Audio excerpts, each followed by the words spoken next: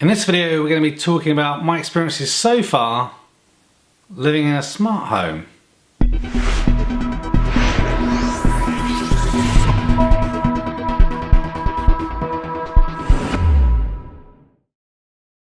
So recently we've had some troubles with the internet, but thanks to the friendly BT engineer we're now back up and running.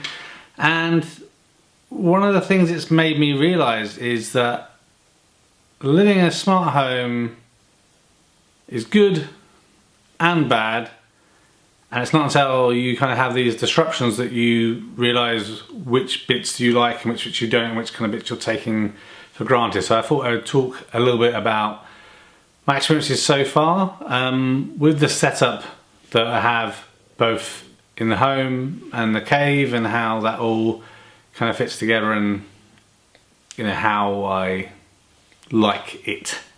And I'd be interested in your experiences as well. So if you want to leave comments, if you agree or you're using different setups or you think things work differently, I'd be interested to hear about that as well. So just to summarise very briefly what it is that we're having working here. So we've got a plethora of products. So we have a few of the Canary cameras. I will just stop very brief on that one. I'm not really going to discuss those anymore right now. For those of you unaware, Canary recently made some changes to their service offering, and basically everything that was free before, and there wasn't much free, but it was enough for what I needed. Now it's pretty much gone. You have to be a paid subscriber. So I'm not going to rant about it, but no longer is it automatically going to night mode.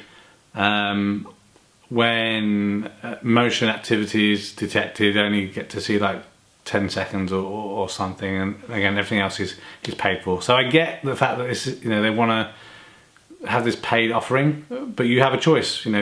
Before this is what the basic service gave you, and this is what the paid service gave you.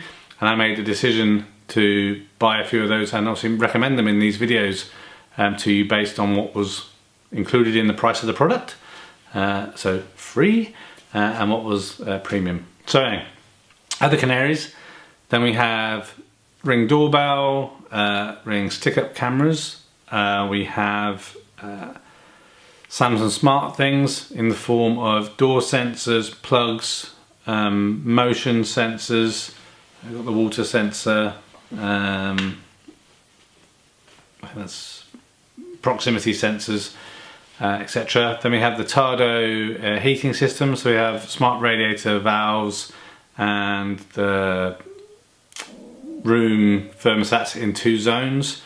Then we have the Hue light bulb system. So majority being light bulbs. The standard ones have a few ultra white ones and some of the color ones as well, and one of the light strips. So this is, and obviously in addition to that, the majority of this stuff is either controlled through the app on the phone or through the Amazon Echo, and we have the main Echo and then multiple dots dotted around the house.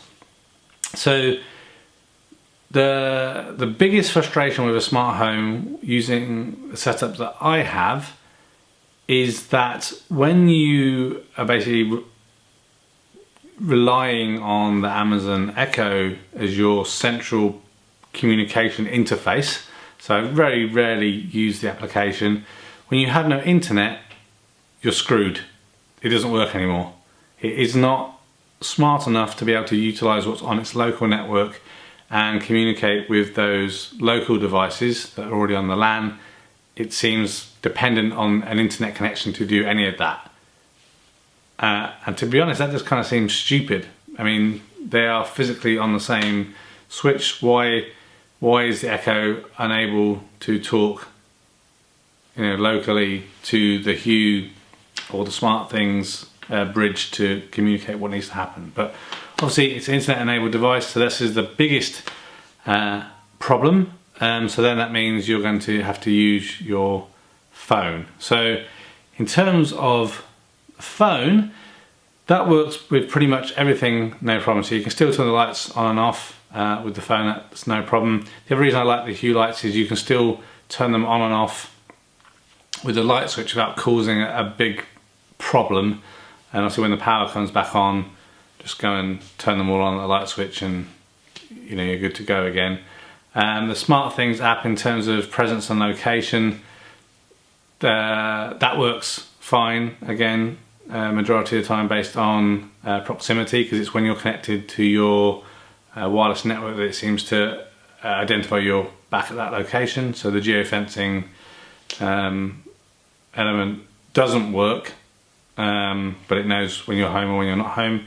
Same with the heating, you can control that still, obviously by touching the panels, etc. So that works fine. Again, you don't have the geofencing, but it knows when you're home and when you at least have left.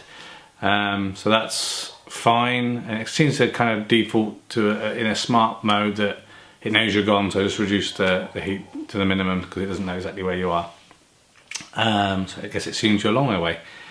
The what's left on that list? Oh, the Ring stuff.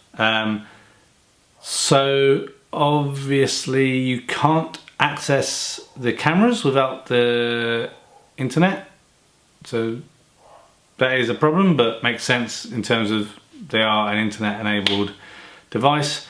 Obviously the doorbell still works, so it rings the doorbell, so no disruption there. So the real main issue is that without internet, for me the Echo device isn't working and the location geofencing stuff isn't as smart. What then you notice is, when was the last time I ever switched a light on by a light switch? And then you realise it's been a hell of a long time. So that really means, and same applied to my wife and kids. So that really shows that we have, for all the frustrations of when things don't work, when you say, "I'll turn on living room light," and it goes, "Okay," and it doesn't.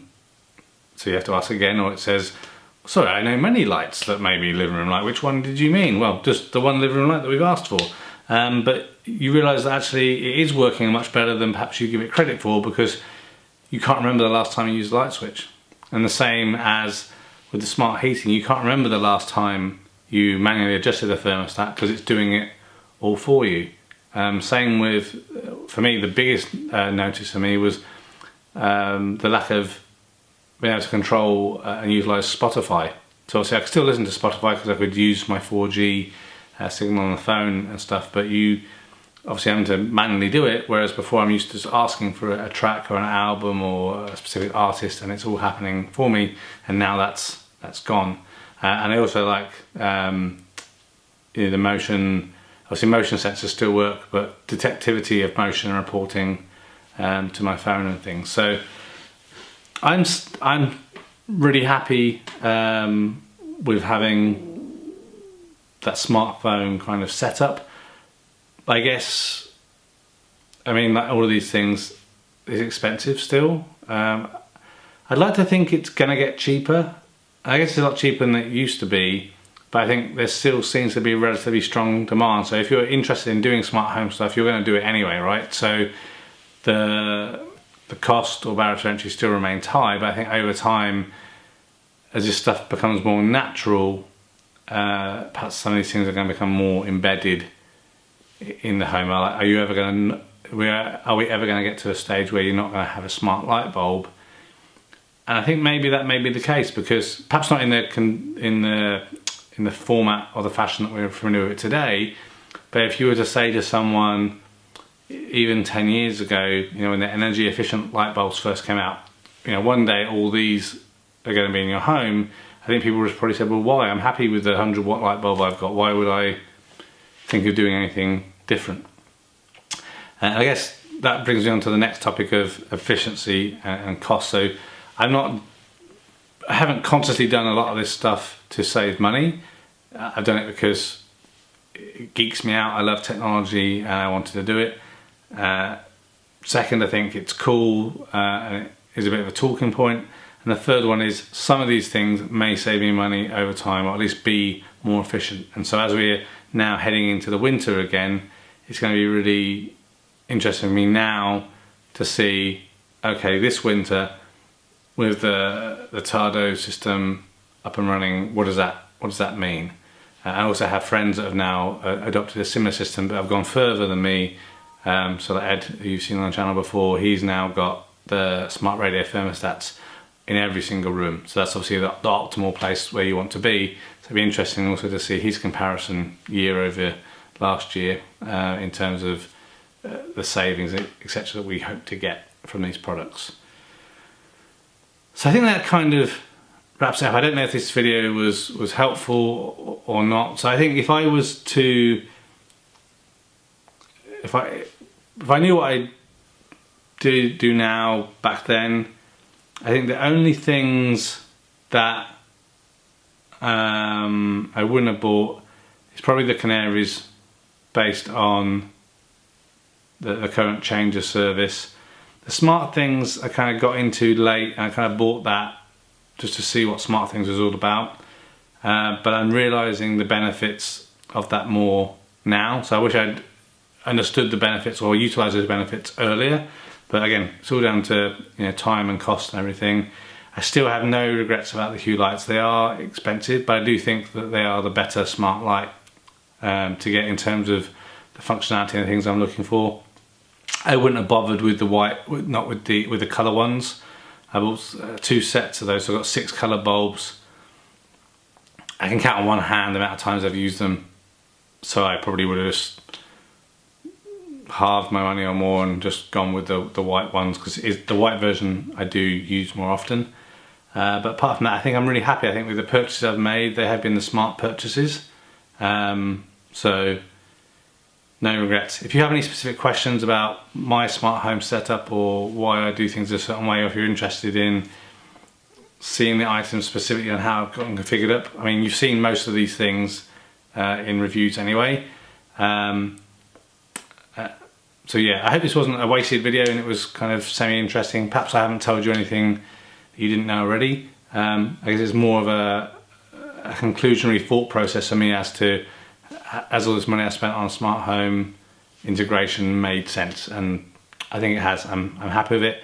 I think it saves time, and the things I use the most is at night time, automatic lights coming on, ability to turn off all the lights just by my voice, and also for kids being able to play music or turn on thunderstorm sounds or whatever it may be to aid with sleep, etc. So smart homes, don't think they're going anywhere anytime soon. I love it, just wish this stuff was a bit cheaper. Thanks for watching this video. A thumbs up would be really appreciated. If you're interested in other geek type videos, please consider subscribing to Spectrum Geeks. Why not also follow us on Facebook, Instagram and Twitter. And before you leave, why don't you check out one of these other videos that may be of interest. Thanks again for watching.